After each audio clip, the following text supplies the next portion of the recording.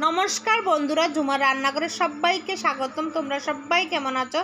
आशा करी सबाई सकलेई भालो आछो। आज झुमार रान्नाघरे करछि रान्ना हयेछे देखो चाल कुमड़ो भोला माछेर तेल पातुरी। एकघेয়েমি कोनो किछु भालो लागे ना खेते, एकटु घुरिয়ে फिरिয়ে रान्ना करले मुखे टेस्टও लागे, एकटु अन्यरकम फ्लेवर पाওয়া যায়।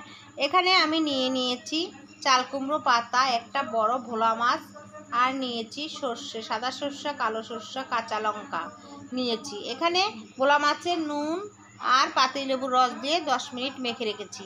আর এখানে যে সর্ষে কাঁচা লঙ্কা, দুই রকমের সর্ষে কাঁচা লঙ্কা, একটু নুন, চিনি, হলুদের গুঁড়ো দিয়ে আমি পেস্ট করে নিয়েছি। সেই পেস্টটা ঢেলে দিলাম, মশলাটা ঢেলে দিয়ে মাছে কাঁচা সরষের তেল দিয়ে আমি ম্যারিনেট করে এবারও একটু ঢেকে রাখবো যাতে মাছের মশলাটা ভিতরে পুরোভাবে সেট হয়।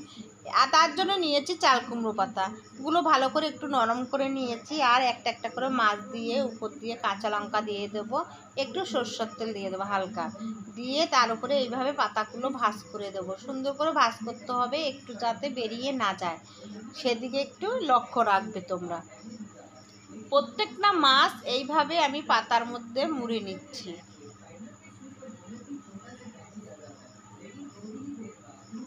তোমরা বেঁধেও দিতে পারো, কিন্তু বাঁধতে লাগবে না। আস্তে করে পাতার উপরে একটু আস্তে করে তেলের উপর ছেড়ে দিলে আর বাঁধতে লাগবে না। এবার এইভাবে আমি সব কয়টা মাছ আমার করা হয়ে গেছে, দেখো আমি তুলে করে নিয়েছি ভাজ করে। এবার কড়াইতে তেল বসিয়ে দিয়েছি, তেলের উপরে একটা একটা করে আস্তে করে ছেড়ে দেবো। এবার ছেড়ে দিয়ে একটা ঢাকনা দিয়ে দিয়েছি, তারপর আমার এক পিঠ হয়ে গেছে। এবার আমি উল্টে দিয়েছি, উল্টে দিয়ে আরেক পিঠ হতে দিয়েছি, তার মধ্যে কটা কাঁচা লঙ্কা দিয়ে দিয়েছি। কাঁচা লঙ্কাটা দিয়ে তেলে একটু হালকা ভাজা হবে, তাহলে ফ্লেভারটা আরেকটু খুব সুন্দর হবে। আমার মাছগুলো হয়ে গেছে, আমি একটা প্লেটে পরিবেশন করে নিয়েছি। শুকনো কাঁচা লঙ্কাগুলো তেলে ভাজা, আর তার উপর দিয়ে কড়াইতে যে তেল ছিল ভাজা, সেই তেলটা দিয়ে সুন্দর করে সাজিয়ে নিয়েছি পরিবেশন করে। এবার একটু কিছুটা ভাত নিয়েছি, ভাতের সাথে এক টুকরো মাছ নিয়েছি, তার উপরে কাঁচা লঙ্কা নিয়েছি, ভাতের উপরে একটু লেবু নিয়েছি। এবার আমি এইটাকে একটু খেয়ে দেখাবো, তোমাদের বলবো কেমন হয়েছে। এই চাল কুমড়ো পাতাটাও তোমরা খেয়ে নেবে, নরম হয়ে গেছে, এটা খাওয়া যায়। জানো চাল কুমড়োর শাক খাওয়া যায়, পাতাটাও খাওয়া যায়।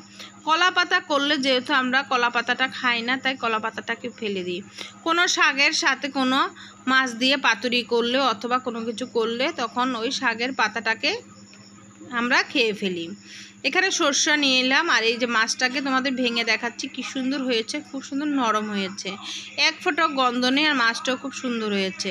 এবার আমি খেয়ে দেখাচ্ছি, একটু লেবুর রস নিয়ে নিচ্ছি। লেবুর রসটা নিলে টেস্টটা আরও বেড়ে যাবে।